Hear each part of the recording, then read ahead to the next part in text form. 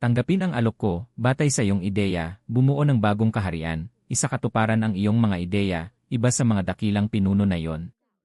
Si Stephen Han ay natalo pa rin ng katotohanan, madilim ang mukha na sumagot, bagaman hanggang ngayon hindi ko pa rin alam kung anong uri ka ng Diyos o banal, mukhang hindi mo talaga naiintindihan ang mga bagay tungkol sa mga tao sa mundong ito. Pagkatapos, tumingala si Stephen Han na may pag-asa sa mga mata, nagdududa tungkol sa buhay, paano makakabuo ng bagong mundo sa loob ng isang gabi. Sa totoo lang, hindi ako kumpiyansa na matatapos ko ang ganoong malaking proyekto sa maikling panahon. Gayunpaman, si Luli ay nanatiling matatag, hindi. Ang pinakamalaking yaman mo ay ang iyong kapangyarihan sa pamumuno. Ito rin ang dahilan kung bakit mataas ang tingin ko sa iyo. Narinig ito ni Stephen Han at nawalan siya ng salita, hindi makapagpaliwanag. Sa oras na ito, inilabas ni Luli ang kanyang huling baraha. Kasama niyan, mamumuhunan ako ng kaunting oras para sa iyo. Narinig ito ni Stephen Han at namilog ang kanyang mga mata sa pagkamangha, walang malay na inulit, mamumuhunan ng oras. Kinumpirma ni Luli, bibigyan kita ng 200 taon ng habang buhay, at ang iyong misyon. Sa harap ng pagkamangha ni Stephen Han, nagpatuloy si Luli, ay sa lupain na ito. Bumuo ng isang tunay na kakaibang kaharian sa ilalim ng lupa para sa mga alipin, patuloy na lihim na makipagkita sa mga imigrante at tuklasin ang mga talentado sa kanila. Pagkatapos, umiti si Luli at tinapos ang usapan, sa tingin ko, basta mapanatili mo ang iyong mga ideal, ang oras ay hindi magiging problema. Hindi nagtagal, nahuli ang kapitan. Natulala siya at hindi makapagsalita. Mas mabilis pa sa bala, napakabilis pa rin. Hindi niya matanggap ang katotohanan, patuloy na bumubulong sa bibig, teleportasyon. Nakita siyang nakaupo lamang sa lupa at nagsasalita ng kalokohan, teleportasyon, nawalan ng pasensya ang taong iyon, itinutok ang sandata sa kanya at malakas na sumigaw, tanga. Anong binubulong mo? Tumayo ka. Nang makita ang kapitan na hindi pa rin gumagalaw, tinawag siya, Lingang. Mukhang nabaliw na ang baboy na ito. Si Lingang, na nakaupo sa gilid, ay kalmadong nagsabi, unang-una, dalhin siya at ang kanyang mga kasama sa kulungan ng baboy. Pagkatapos, hayaan si Emir Han na personal na asikasuhin ang mga ito. Agad na sumunod ang binata na blonde ang buhok, opo. Nagsalita ang ibang tao, nagtanong, Laumay, paano kontrolin ang mga nakaw na sandata? Hindi maaaring ilagay sa ating imbakan ang mga pampasabog at bala. Kung maamoy iyon, tapos na tayo. Narinig ito ng matanda at sumagot, hindi maamoy ang imbakan ko. Biglang nagmamadali ang lalaki, huwag nang magsalita ng kalokohan. Ito ang utos ni Emir Han. Hindi alam ni Laumay kung paano ito haharapin, kaya sinabi niya, kung gayon, hindi rin basa ang bahay mo. Kasabay nito, may isang anino ng tao na nakamasid sa kanila mula sa malayo. Ngumiti si Stephen Han ng nasisiyahan habang nakikita ng personal ang mapayapang tanawin. Bigla, nagsalita si Luli, mukhang nakasisiguro na ang una mong trono. Si Luli at Yusu ay lumapit mula sa likuran. Mahina niyang tinanong si Stephen Han, kaya't nagpasya kang manatili rito. Si Stephen Han ay nakatitig pa rin sa mga tao sa ibaba. Sumagot siya, mula nang simulan ko silang pamunuan sa pag-aalsa, kailangan ko ring tiyakin na hindi na babalik ang mga kolonyalistang iyon para sa paghihiganti. Narinig ito ni Luli at mahinang ngumiti, pagkatapos ay wala nang sinabi pa. Yenan, nagsalita si Stephen Han, huwag kayong mag-alala. Pagkatapos ay may tiwala siyang idinagdag, sa hinaharap, ipagpapatuloy ko ang paglalakbay sa timog upang tingnan kung paano maaaring pag-ugnayin ang buong kontinente. Tumingala si Luli, sinalubong ang malamig na hangin, at sumagot, naniniwala ako na mayroon ka ng malinaw na plano para sa hinaharap. Sundin mo ang iyong puso at isakatuparan ito, Emir Han. Pagkatapos, sumulyap siya sa kalaban at nagpaalala, ngunit kailangan kong sabihin pa. Agad na nakinig ng mabuti si Stephen Han. Ibinaling ni Luli ang kanyang boses, kapag tapos na ang lahat, huwag kalimutan ang kasunduan sa pagitan natin. Ang kanyang mga mata ay naging seryoso. Narinig ito ni Stephen Han at tumawa, nagsabi ng may katiyakan, haha, maging panatag kayo. Susundin ko ang aking sumpa. Pagkatapos, bahagya siyang lumingon na may mga mata na puno ng determinasyon. Kung tutuusin, tiningnan ni Stephen Han ang kanyang kasalukuyang habang buhay, 246 taon, 11 buwan, 4 araw, 15 oras, 3 minuto, 22 segundo. Ipinapakita nito na sumang-ayon siya sa kasunduan kay Luli. Ngumiti si Stephen Han, naisip, ito ay isang napakabigat na regalo.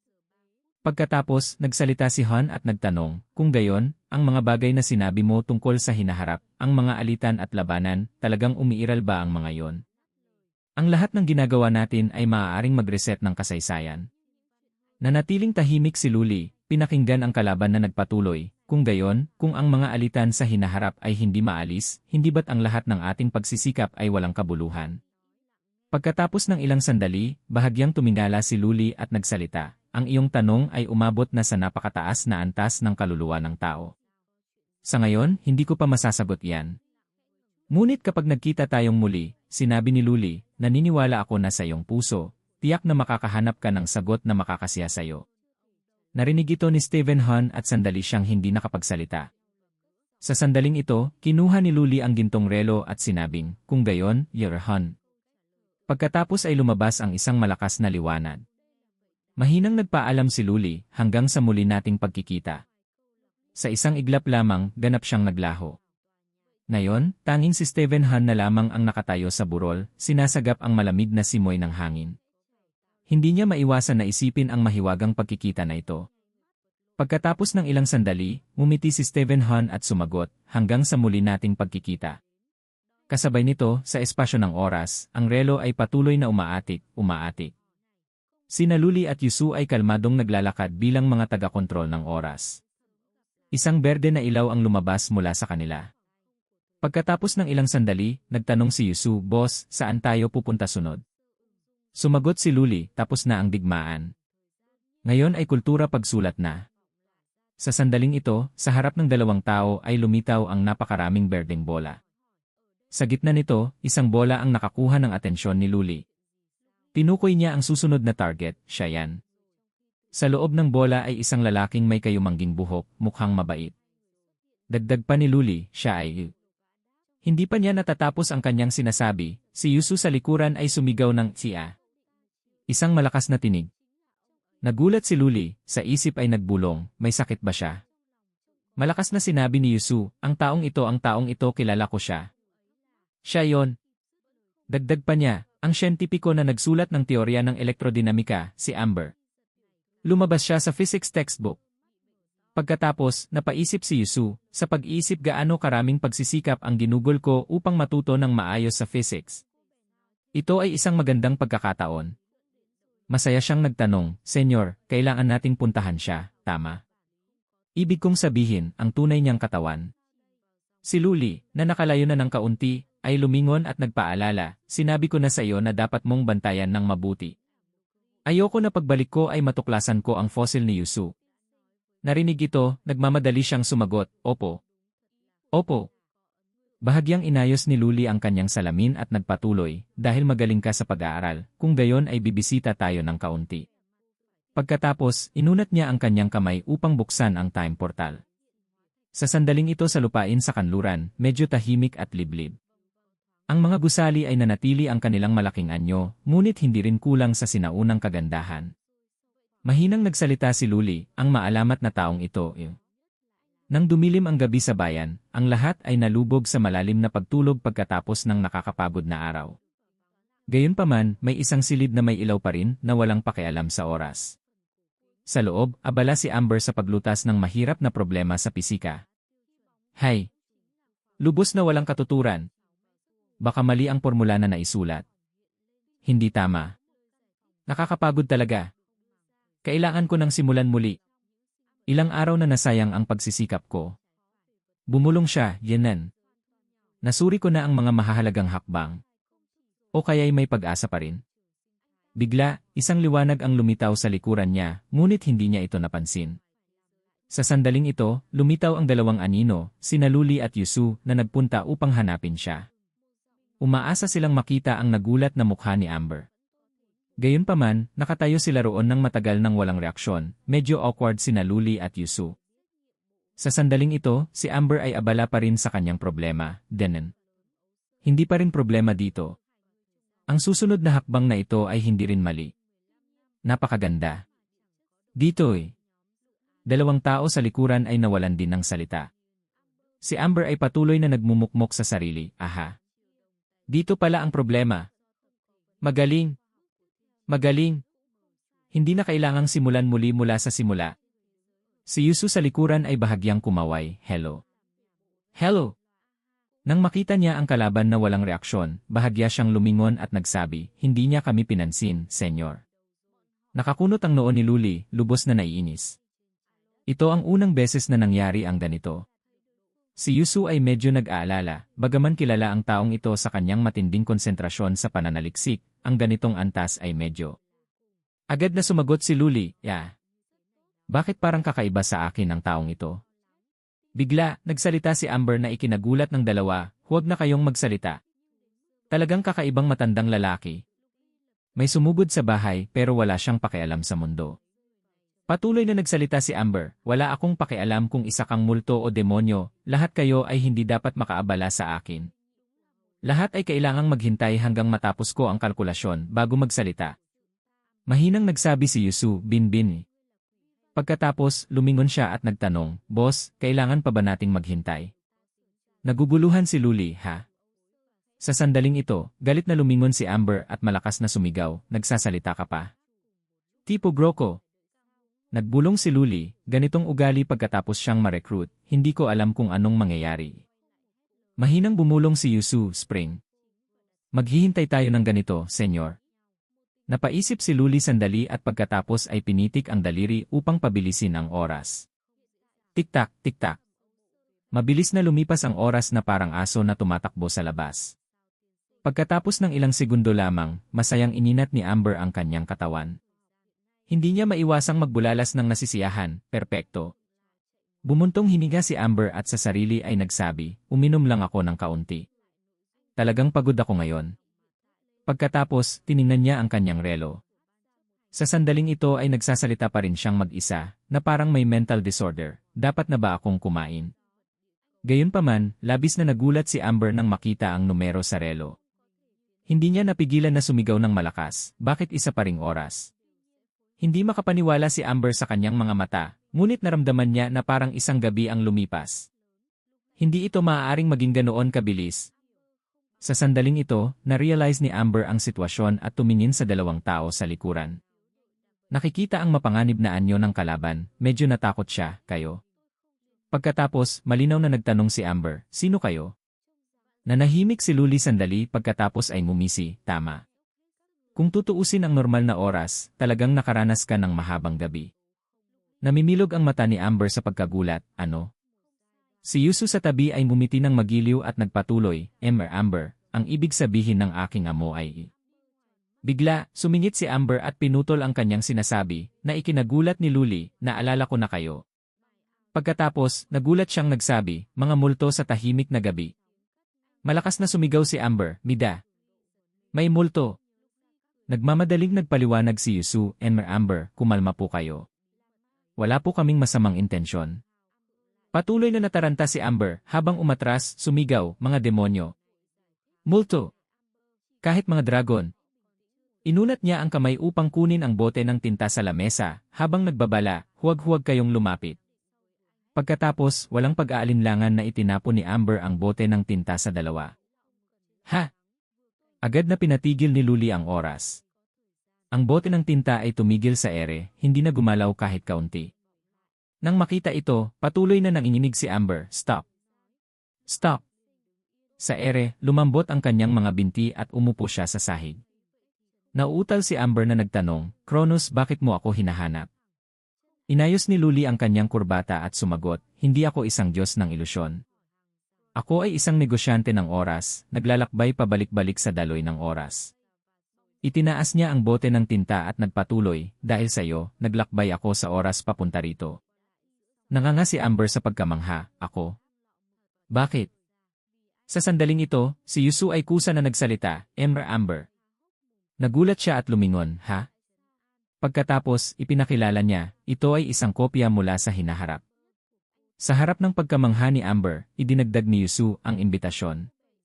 Hindi makapaniwala si Amber sa narinig niya. Ang kanyang mukha ay nagpakita ng malaking pagkabigla, ang kanyang mga mata ay parang titik, at ang kanyang bibig ay parang titik o, nauutal na inulit, hinaharap. Imbitasyon? Nang makita ito, bahagyang umisi lamang si Luli. Si Yusu sa tabi ay nagsalita para sa kanya, ang aking amo ay nagsabi na ang iyong kaalaman ay karapat-dapat sa paghanga. Kung ang iyong buhay ay maaaring pahabain, naniniwala siyang magkakaroon ka ng malaking kontribusyon sa agham. Nagulat si Amber, itinuro ang sarili at muling nagtanong, ako. Pagkatapos, kakamot-kamot sa ulo, nag-aalangang nagsabi, ako ay isang profesor lamang sa matematika. Hindi man lang ako makapasok sa pintuan ng Royal Academy of Sciences. Hinaplos niya ang kanyang baba at nagpatuloy, at mayroon din silang tiyak na mga pangangailangan sa pinagmulan. Sa pag-isip pa lang niyan, nakakawalang gana na ako. Nang makita ni Luli na nagsisimula ng lumihis ang kalaban, mumuso siya, ang paunahing punto ay napabayaan na ang pagpapahaba ng buhay. Sumang-ayon si Yusu sa tabi, masyadong malabo ang focus. Sinabi ni Luli, Amber, dapat kang magtiwala sa iyong sarili ng kaunti. Sa aking nalalaman, hindi rito natatapos ang iyong hinaharap. Narinig ito ni Amber at nagulat na lumingon, ha? Pagkatapos, naiinip siyang nagtanong, sa gayon, maaari mong hulaan ang hinaharap. Magiging dakilang matematiko ako, tama? Nang makita ni Luli na nakuha niya ang interes ng kalaban, umiti siya ng nasisiyahan. Si Yusu sa likuran ay sumagot para sa kanya, ang ibig sabihin ng aking amo ay hindi rito ang pinakamalaking larangan ng iyong tagumpay. Naguguluhang nagtanong si Amber, ano ang ibig sabihin? Sa sandaling ito, umiti si Luli at nagsalita ng ilang mga salitang Pranses, si est parfait. Al-Avener. Pagkatapos, pinitik niya ang kanyang mga daliri at biglang nagbago ang espasyo sa paligid niya. Nagulat si Amber sa eksena sa harap niya. Isang bola na may berdeng kulay ang biglang lumitaw, at sa loob nito ay sumasalamin ang mundo ng hinaharap. Namilog ang bibig ni Amber, sandali siyang hindi nakapagsalita. Si Luli ay bahagyang umisi, nakangiti habang nakatitig sa reaksyon ng kalaban. Si Yusu na nakamasid ay hindi rin mapigilang ngumiti ng may pagmamalaki. Sa pamamagitan ng bola, makikita na ngayon ang buong mundo ay patuloy na umuunlad.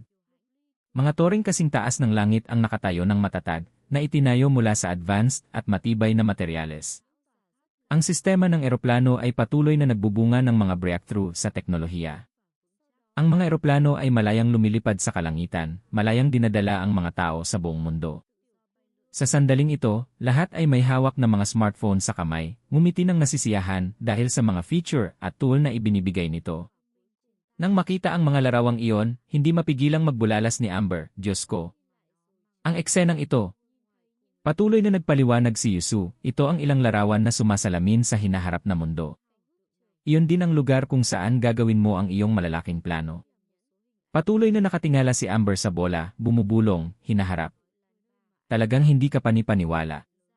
Dagdag pa ni Yusu, hindi ka lamang ang tanging inimbitahan sa Time Palace. Isipin mo, makakatrabaho mo ang mga dakilang personalidad na nagbigay ng malaking kontribusyon sa kasaysayan ng agham. Batay lang sa puntong iyon, sapat na yan upang ikaw ay makaramdam ng kaguluhan. Medyo nag-ayos si Amber at pagkatapos ay hindi maiwasang magulat, gaano karami. Mga ama ng matematika ilang libong taon na ang nakalipas, magkakatrabaho. Sina Luli at Yusu ay sabay na sumagot, tama. Ang kalihim na babae ay nagpatuloy, ang lahat ng ito ay maaaring maging totoo kung gusto mo.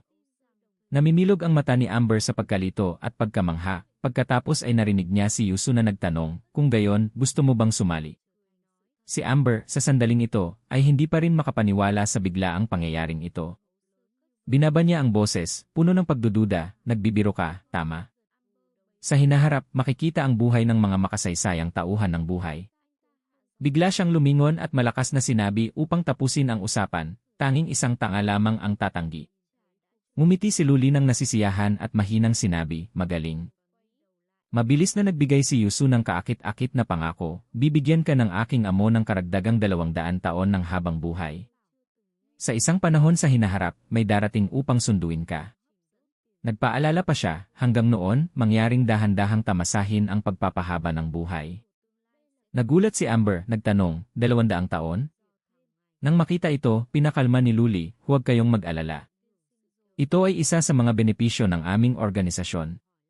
Bigla, isang maliwanag na ginintuang salamangka ang nabuo sa kamay ni Luli. Nagsimula siyang sumipsip ng oras at idagdag ito sa katawan ng kalaban. Natigilan si Amber nang makatanggap ng bagong lakas. Ang mga numero ay lumitaw sa kanyang ulo, pangalan, Amber, edad, 22, natitirang habang buhay, 38 taon, 11 buwan, 4 araw, 12 oras, 50 segundo. Nakatuon ang tingin ni Luli kay Amber, walang sinabi, nakatuon lang sa pag-activate ng kakayahan. Agad na nagsalita si Yusu, tanggapin mo ang iyong habang buhay. Pagkatapos, nagbago ang mga numero sa information panel ni Amber. Sa ilalim ng epekto mula kay Luli, kalmado pa rin niyang kinontrol ang daloy ng oras gaya ng dati.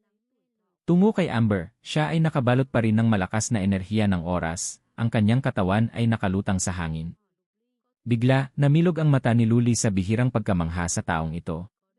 Ang kasalukuyang habang buhay ni Amber ay 40 taon, 11 buwan, 4 araw, 12 oras, 50 segundo. Nataranta si Luli, sa isip ay nagbulong, 2 taon? 2 taon lang ang nadagdag. Ang taong ito ay natataranta siyang lumingon. Kasabay nito, si Amber ay nakaupo sa sahig, yakap ang ulo, patuloy na sumisigaw, nahihilo ako. Lihim na nagbulong si Luli, may pumipigil sa pagdagdag ng habang buhay. Baka. Natataranta si Luli, nakatitig kay Amber na may kakaibang pag-isip sa kanyang ulo. Hindi siya totoong tao. Nagtanong si Luli, may pumipigil sa pagdaragdag ng habang buhay. Tiningnan si Amber na nahihilo pa rin sa isip niya, sa paglalakbay ko sa oras hanggang ngayon, hindi pa ako nakatagpo ng ganitong sitwasyon. Tila hindi makapaniwala sa kakaibang pangyayari na ito, hinaplos ni Luli ang kanyang baba, habang nag-isip, ano ba talaga ang problema? Kahit ako ay hindi makalaban sa ganitong ni. Umalinggaw ang isang kakaibang tunog, kasabay nito ang isang kakaibang pagbabago sa silid na ikinagulat niya. Agad na lumingon si Luli at tumingin kay Amber. Sa sandaling ito, siya ay nakabalot ng kakaibang enerhiya na kulay ginto, parang nakatali sa isang tumpok ng mahiwagang hibla. Nataranta si Amber, malakas na sumigaw, Ano ito? Si Yusu sa tabi ay labis na nag-aalala, Amber, anong nangyayari sa inyo? Nang makita ito, malakas na nagpaalala si Luli, Yusu, huwag mo siyang hawakan. Pagkatapos pigilan si Yusu, ipinaliwanag niya ng seryosong mukha, may uri ng time vision ang lumitaw sa kanya. Mag-ingat sa masamang reaksyon. Ang dalaga, sa sandaling ito ay parang nawalan ng kaluluwa, nataranta na nagtanong muli, reaksyon. Masamang reaksyon. Nang makita ang mga alon ng enerhiya na kulay ginto na pumapalibot sa katawan ni Amber, hinulaan ni Luli, malamang na pinipigilan ng mga stream na ito ang aking oras. Napakababa ng iyong antas kung mahigop ka. Hanggang dito, bigla niyang napagtanto, ha? Antas? Naisip niya ng malalim, may mataas at mababa ang bundok, ganun din ang tao. Ang mga mata ni Luli ay tila nabawi na ang normal na kalmado. Ang makasaysayang tagumpay ni Amber ay ang paglatag ng sikat na teorya ng electromagnetic field. Masasabing lahat ng pananaliksik tungkol sa kuryente sa hinaharap sa mundo ay nakabatay sa pangunahing pundasyong ito. Ang kontribusyon na ito ay malinaw na nakikita. Kumunot ang noo, patuloy siyang nalubog sa kanyang pag-iisip, bagaman ang pag-unlad ng buong teorya ay hindi lamang sa kanyang pinaghirapan, batay sa antas, sapat na siya upang matawag na isang mataas na antas na sikat na personalidad. Sa kabilang banda, nataranta si Yusu, humingi ng tagubilin, Senyor, anong dapat gawin? Si Amber ay nakaupo pa rin sa sahig, inunat ang kamay sa harap niya, naguguluhang nagtatanong sa sarili, Denen. Mukhang hindi na masakit. Sa sandaling ito, ipinikit lang ni Luli ang kanyang mga mata upang pagtuunan ng pansin ang enerhiya, pagkatapos ay winasiwas ang kamay upang dagdagan ang habang buhay. Isang puting-puting palaso ang agad na lumipad sa espasyo ng mabilis. Gayunpaman, dahil ang kakaibang kuryente ay nagbunga ng isang protektibong layer sa paligid ng katawan ni Amber, hindi ito umabot. Bigla, nagbago ang direksyon at lumipad pa itaas. Bahagyang nagulat si Luli, nag-isip, napakatibay pa rin ng depensa. Mukhang para makuha ang ganoong malaking tao, tiyak na mas mataas ang presyo na kailangan bayaran. Si Amber, sa sandaling ito, ay natakot hanggang sa pagpawisan, mahinang nagsalita, ano-ano ang ginagawa mo? Sa wakas, bahagyang umisi si Luli, Denen, kung gayon, ganito pala. Si Yusu, naputlang-putla ang mukha, ay lumingon at nagtanong, Senyor, nakatagpo ba tayo ng demonyo? Nakita ang kanyang luntian na mukha, si Luli ay nainis at nagsabi, ang pag-ikot ng leg mo ang mas kamukha ng demonyo. Nakatayo si Luli na nakakrus ang braso, sabay na pinapakalma ang dalawang tao sa silid, huwag kayong mag-alala, hindi mamamatay ang inyong idolo. Ang kalaban ay hindi lang nasisiyahan sa presyo na ibinigay ko. Si Amber ay nakaupo sa sahig, walang naintindihan.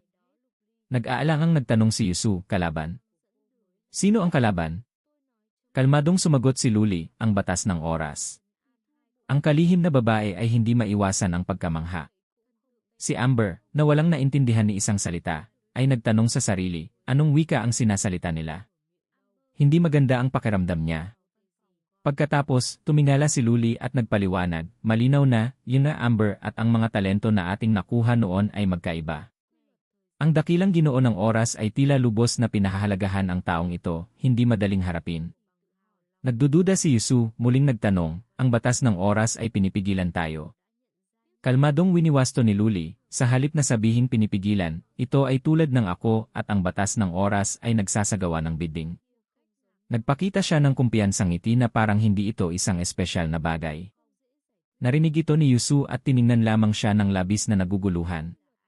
Kumuha si Luli ng isang bagay ng mayabang at idinagdag, mabuti na rin makakatulong sa akin na mapalawak ang aking kaalaman. Hinawakan niya ang kanyang pocket watch at tinawag, time chip, lumapit ka. Lihim na nag-isip si Luli nang lumabas ang isang nakakasilaw na liwanag. Sa sandaling ito, mabilis na umikot ang kamay ng orasan, patuloy na nagbubunga ng kakaibang itim na enerhiya. Hush, isang tunog sa malawak na silid. Sa sandaling ito, si Yusu na lang ang naiwan. Naguguluhan siyang lumingon sa paligid at malakas na nagtanong, Boss. Amber. Nasaan kayo? Huwag niyo akong iwanan dito mag-isa. Dito, wala akong paraan para makahanap ng trabaho. Sa kasalukuyan, sa daloy ng oras, ang relo ay patuloy na umaatik-atik. Habang unti-unting nabubuo ang mga kakaibang liwanag, ipinikit ni Luli ang kanyang mga mata upang magkonsentra.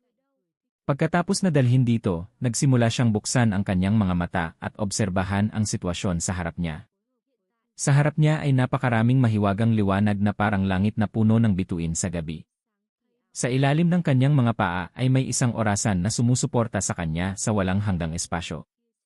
Sa ibabaw ni Luli ay si Amber na nakahiga sa loob ng isang berde na bola. Nataranta siya, malakas na sumisigaw sa Frances, ano ang nangyayari? Tulong! Mahinang nagsabi si Luli, sa ngayon, kailangan mo munang magtiis ng kaunting inis. Bigla, napansin niya ang isang bagay, nagsabi ng iha, at lumingon. Sa espasyo, lumitaw ang isang higanting orasan na kumikinang. Sa ibabaw nito, nagsimulang magtipon ang maraming enerhiya. Mula rito, nabuo ang isang nilalang mula sa enerhiya ng oras. Una ay isang matibay na katawan na may kakaibang matulis na ulo. Pagkatapos nito, sa braso ay may ilusyon ng orasan. Nang masaksihan ang eksena sa harap niya, nakakunot ang noo ni Luli at nagsabi, mabuti. Kung iyan ang gusto mo, sasamahan kita hanggang sa huli. Kaya't humarap siya sa personifikasyon ng oras, isang malaking kakaibang nilalang na ang katawan sa loob ay tila naglalaman ng buong mahiwagang universo. Walang pag-aalinlangan na nagsalita si Luli, sabihin mo, Panginoon ng oras. Umisi siya, binaba ang boses at sinabing, ang taong ito, pinili ko na. Ang personifikasyon ng oras ay tila hindi nasisiyahan sa deklarasyon ni Luli. Samantala, si Amber, ang pinagtatalunan ng dalawa, ay mukharing takot na takot. Ang malaking nilalang ay namimilog ang mga mata sa galit. Si Luli ay hindi natakot at nagsalita, sabihin mo ang presyo. Naghihintay lamang sa sandaling iyon, inunat ng Panginoon ng oras ang kanyang kamay upang i-activate ang kapangyarihan. Nagsama-sama ang liwanag upang bumuo ng isang malaking orbe. Umikot ang orasan, umalingaw ang tunog ng tik-tak, tik-tak. Isang nakasisilaw na liwanag ang biglang lumabas. Sa ilalim ng nakakabighaning lakas na iyon, hindi maiwasan ni Luli na mamimilog ang kanyang mga mata sa discomfort. Ang nangyari pagkatapos ay isang serye ng mga eksena na patuloy na lumalabas. May mga larawan ni Amber na nagtatalumpati sa mataas na plataporma, nang makipag-usap siya sa mga kasosyo, at maging nang ang dakilang pisikong ito ay nakalubog sa tambak ng mga papeles. Nang makita ito, lubos na nagulat si Amber, nagtanong, sandali. Ang mga eksenang ito ay ako. Anong uri ng mahika ito? Ipinaliwanag ni Luli, hindi ito mahika, ito ay oras. Umisi siya habang si Amber ay natutulala pa rin. Sa sandaling ito, inactivate ng Panginoon ng oras ang lahat ng ilusyon ng orasan. Galit siyang nakatayo sa gitna ng kumikinang na aura. Namimilog ang mata niya kay Luli nang hindi nagsasalita. Si Luli, tila may napagtanto, ay nagulat at nataranta. Biglang binuhat ang kanyang katawan sa hangin, lumipad sa ibabaw ni Amber na nakalutang na. Ginamit ng Panginoon ng oras ang kanyang kakayahan upang hilahin siya papunta sa kanya. Isang kakaibang lakas ang biglang sumabog, enerhiya na sumalakay kay Luli na hindi siya nakapaghanda at napatalsik pabalik. Sa isip niya ay hinusgahan niya, ang malakas na panggigipit na ito ay oras. Biglang na-realize ni Luli. Binawi niya ang kanyang kalmado at nagsabi, "Yehay." Umisi si Luli, sa isip ay nagsabi, "Napalakas." Kung gayon, ito ba ang presyo, Panginoon ng oras? Nalubog siya sa kanyang pag-iisip, mukhang lubos na pinahahalagahan ng oras ang hinaharap na tagumpay ng taong ito. Kung ganoon, kailangan ko ring ipakita ang aking sinseridad. Ngumiti siya ng may tiwala, puno ng determinasyon ang mga mata. Hinawakan ni Luli ang kanyang pocket watch, sa isip ay nagbulong, kung negosyo ang pag-uusapan, ako ay isang eksperto. Agad niyang inactivate ang kanyang kakayahan. Isang maliwanag na ginintuang orasan ang lumitaw sa likuran niya. Ang enerhiya ng dalawang panig ay nagbunga ng napakalaking pagyanig. Sa espasyo ng oras, dumaloy ang isang malakas na alon ng enerhiya na tumagos sa ilusyon ng orasan. Sa sandaling ito, direktang nagsalpukan ang dalawang panig sa labanan ng lakas. Bawat kidlat ay tumama sa kinatatayuan nila. Ang Panginoon ng oras ay kalmadong sumalakay habang si Luli ay bahagyang nakakunot ang noo, nais niya itong tapusin ng mabilis. Bigla, lumitaw ang sistema, ang mga numero ay patuloy na mabilis na tumataas. Si Luli, kasalukuyan ay 29 taong gulang, ang natitirang habang buhay ay ganap na hindi natukoy. Nang makita ito, si Luli ay lubos na nasasabik, naisip, mukhang hindi madaling dalhin ang taong ito. Mabuti na rin. Gusto kong makita kung gaano kalaki ang iyong pagnanais. Kinuyom niya ang kanyang mga ngipin, namimilog ang mga mata, ang oras ko, kunin mo kung gusto mo. Humarap siya sa makapangyarihang lakas ng Panginoon ng oras. Bahagyang umisi si Luli. Ang lakas ay patuloy na sumalakay. Pagkatapos, kumunot ang noo ni Luli, ang kanyang mga mata ay nagliyab sa determinasyon. Sa sandaling iyon, si Yusu sa silid ni Amber ay lubos na nag-aalala, sa isip niya, naku, matagal na silang nawala. Hindi ko rin alam kung hanggang kailan ako kailangan manatili rito. Hush!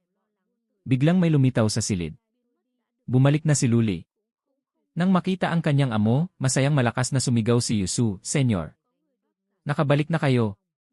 Inabot ni Luli ang kanyang kamay upang tanggalin ang kanyang salamin at nagsabi, "Talagang isang kamangha-manghang karanasan." Sa kabilang banda, para makuha ang 200 taon ng habang buhay ng Amber na ito, kinain ng komisyon ang 100,000 taon ng buhay ko. Si Amber ay nakabalik din kasama si Luli, ngunit nakahiga pa rin sa sahig. Narinig ito ni Yusu at hindi maiwasan na mataranta, 100,000. Hindi ba't napakalaking lugi? Hindi niya inasahan na ang ilang episode na ito ay magdudulot ng ganoong kalaking pagkalugi sa oras. Ngunit si Luli ay kalmadong sumagot, "Ayos lang." Iyan ay maituturing na isang uri ng pamumuhunan. "Yusu, umalis na tayo." Narinig ito ng kalihim na babae at nabuluhan, nagtanong, "Ha? Kung gayon, aalis na tayo." Tiningnan niya muli si Amber at nagtataka, umalis tayo nang hindi nagpapaalam. Kapag nagising siya, baka isipin niya na panaginip lang ang lahat. Tumingala si Luli at maikling sumagot, "Danan. Hindi na kailangang mag-alala tungkol dyan." Pagkatapos, lumingon siya, umisi at nagpatuloy, patutunayan naman ng oras ang lahat. Sa sandaling ito, sa espasyo ng oras, lumitaw ang isang berde na liwanag. Sina Luli at Yusu ay naglalakad sa mga ilusyon ng orasan, patungo sa lugar kung saan nagmumula ang nakakasilaw na liwanag. Nagtanong ang dalaga, "Senyor, saan tayo pupunta sunod?" Kalmadong sumagot si Luli, "Sa ngayon, maaari nating tapusin na ang siyentipiko na may mas malalim at malawak na impluensya sa hinaharap na henerasyon ay mas malaki ang mababawas sa oras." Hindi nga ito nasa isang tiyak na proporsyon. Tinignan niya muli ang kanyang habang buhay, 2,105,308,000 taon. Nagsuri si Luli, bagaman ang bilang na ito ay tila nakakatakot, wala itong paraan upang punan ang walang hanggang hukay ng habang buhay ayon sa batas ng oras.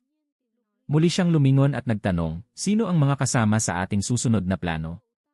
Nagmamadaling kinuha ni Yusu ang kanyang kwaderno, "Ha? Tingnan ko ulit. Sinulat ko na sa papel." Habang naglalakad, mabilis niyang inilista ang mga pangalan, dalubhasa sa alternating current optics, ulan. Siyentipikong si Dimit Ivanovic. Siyentipikong elektroniko, o Dengchuo. Ngumiti si Luli, huminga ng maluwag, sila lahat ay mga master na may kakayahang itulak ang sibilisasyon pasulong. Malamang na hindi kaunti ang oras na mababawas. Sa isip niya, mukhang kailangan kong ayusin ang plano ng maayos. Bigla akong nakaramdam ng kaunting sakit. Isinuksok ni Luli ang kamay sa bulsa at nagbigay ng utos, paghiwalayin ang mga siyentipiko. Sa pagkakataong ito, tutok tayo sa mga talento sa larangan ng kuryente.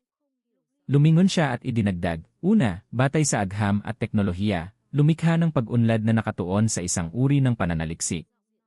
Nagtataka si Yusu, kung gayon, paano naman ang mga nasa plano? Tiningnan ni Luli ang malayo at sa sarili ay nagsabi, paano ipapaliwanag ang pangungusap na iyon? Maikling sumagot siya, hindi pa tapos ang unang bagay. Susunod na bagay yon.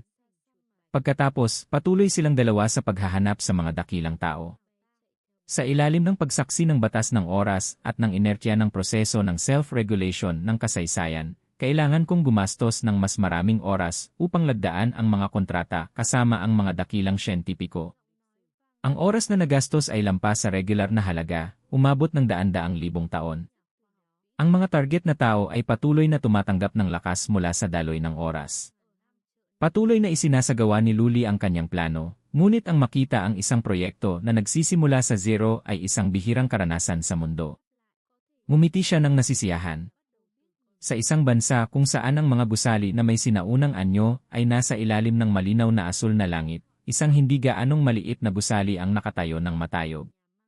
Ngayon ay Hulyo 10, 1857. Sa mataas na burol may anino ng dalawang tao na magkatabi.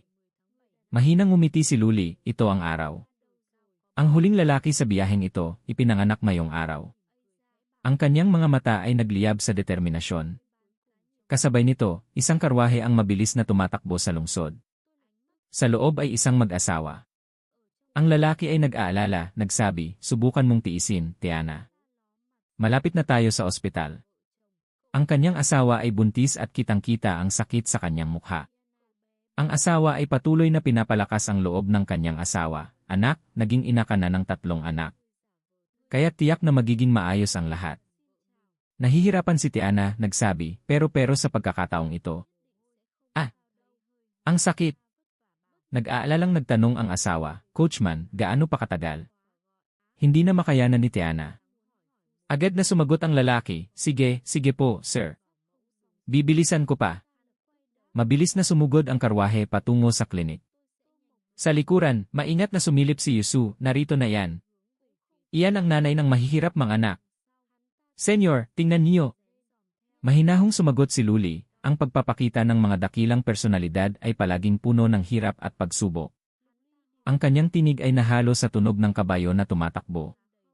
Lumingon si Luli, lumakad at sinabi, Yusu, umalis na tayo.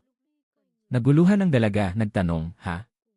Saan tayo pupunta, senyor? Lumingon si Luli at sumagot, syempre, sasabay tayo sa daloy ng tubig. Ayoko na ang aking hinaharap na kawani ay isang patay na fetus sa tiyan. Narinig ito ni Yusu at lubos na nagulat. Sinundan niya ang tanong, Senyor, sasamahan niyo ba siya sa panganganak? Hindi na nag-abalang sumagot si Luli, ayaw na niyang magpaliwanag sa kanya. Sa sandaling ito, hindi na makayanan ni Tiana, ang kanyang buong katawan ay basa ng pawis. Malakas siyang sumigaw, hindi. Hindi na kaya. Please, Nagmamadali rin ang asawa, gusto mo bang mamatay? Bakit hindi pa tayo nakakarating? Umalinggaw sa buong kalsada ang mga salita ng pagmamadali, Senyor, nasa sukdulan na. Dali na kayo. Sa oras na yon, sa gusali ay may 2 anino na nakatayo at nagmamasid. Kinuha ni Luli ang gintong relo. Ang karwahe, na gumagalaw ng napakabilis, ang kabayo sa unahan ay ginawa ang lahat ng makakaya upang tumakbo sa pinakamataas na bilis. Namimilog ang mata ni Luli at inactivate ang kakayahan sa pagpabilis ng oras.